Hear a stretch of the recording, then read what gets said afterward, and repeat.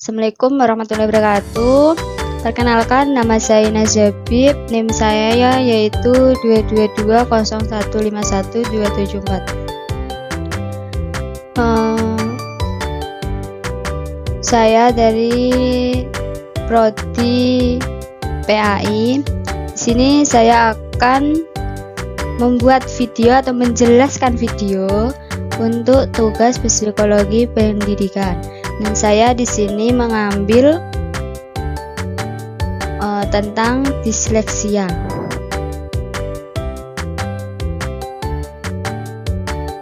Disleksia, kita dapat menggambarkan ini dengan mengajukan pertanyaan-pertanyaan, yaitu apa itu disleksia, apa penyebab disleksia ini terjadi, dan bagaimana cara mengatasinya. Sebelum kita melakukan lebih dalam, saya akan menjelaskan apa itu disleksia. Disleksia adalah suatu gangguan pada anak yang ditandai dengan kesulitan membaca, menulis, menghafal, dan mengingat. Jadi ketika anak itu sulit untuk membaca, jadi membacanya itu ketika mereka melihat suatu huruf itu mereka akan terlihat seperti melayang-melayang.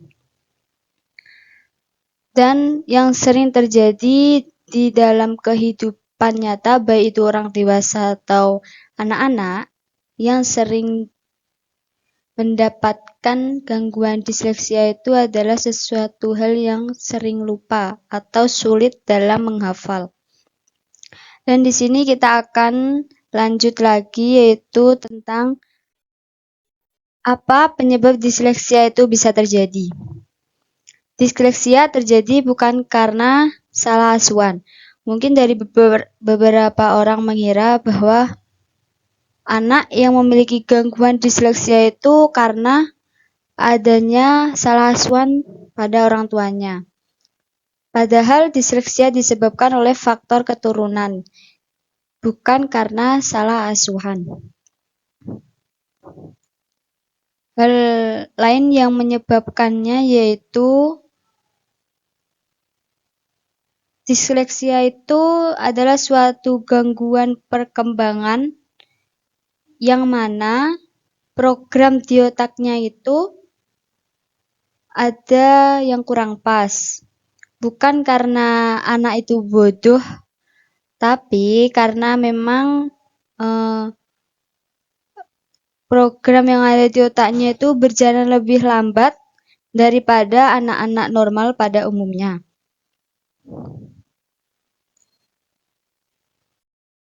Selanjutnya, kepada siapa disleksia ini mungkin terjadi? Yang sudah saya jelaskan tadi, yaitu disleksia itu juga bisa terjadi sama anak-anak dan juga orang dewasa. Jadi kalau untuk anak-anak itu yang seperti dia sulit untuk membaca tulisan atau tulisannya melayang-melayang, dan dia itu juga sulit untuk mengatur waktunya di saat jam makan, jam tidur, jam mandi, dan yang hal lain sebagainya. Untuk orang dewasa mungkin contohnya seperti hampir sama seperti anak-anak, juga sulit untuk mengatur waktu. Jadi ketika orang dewasa melakukan janjian ketemu di hari Senin misalkan, tapi mereka lupa, dan itu ingatnya di hari Selasa gitu.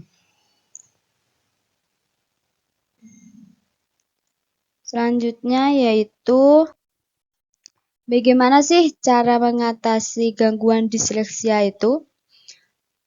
Yang pertama, dan yang perlu kita tahu yaitu disleksia itu bukanlah penyakit, tapi disleksia itu adalah gangguan yang tadi sudah saya jelaskan, gangguan pada program otak yang kurang pas atau prosesnya agak lama dari anak-anak pada umumnya.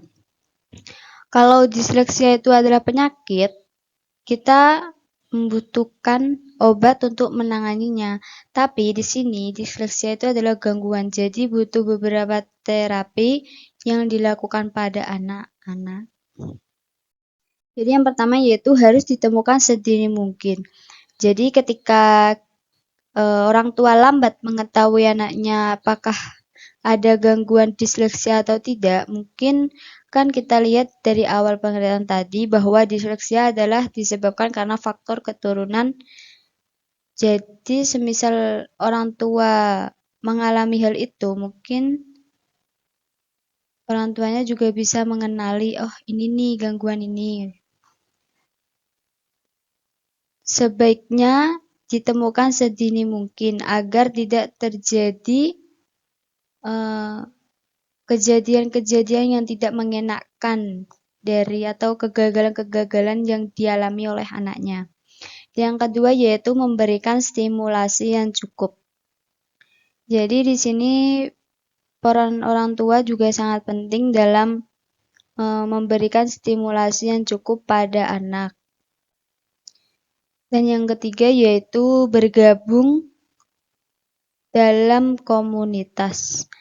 Jadi mungkin orang tua bisa menggabungkan atau mengajak anaknya untuk bergabung dalam komunitas-komunitas anak-anak yang mengalami gangguan disleksia itu. Itu dalam komunitas itu bisa memberikan pengaruh baik pada anak-anak. Jadi mereka itu mengira bahwa oh ini nih saya diterima di sini gitu, saya dianggap di sini gitu, saya dan lain sebagainya. Itu juga bisa untuk menjaga emosional pada anak. Dan yang keempat yaitu teknik belajar yang tepat. Mungkin di sini orang tua bisa mendatangi sekolahannya dan juga memberikan atau mendiskusikan program pengajaran apa yang sesuai untuk anak yang mengalami gangguan disleksia itu. Dan yang kelima yaitu membawa ke dokter anak. Jadi ketika anak telah mengalami gangguan disleksia itu, mungkin bisa langsung membawanya ke dokter anak supaya bisa segera diterapi biar tidak terlalu parah penyakitnya.